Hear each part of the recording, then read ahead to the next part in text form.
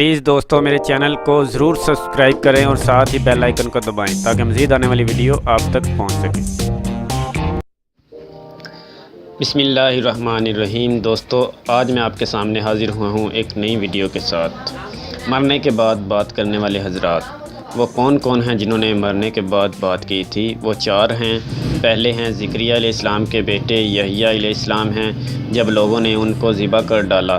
دوسرے حبیب نجار ہیں، جب لوگوں نے ان کو قتل کر دیا تو انہوں نے کہا یا لیت قومی یعلمون، اے کاش میری قوم مجھ کو جان لیتی تو یہ کبھی نہ کرتی۔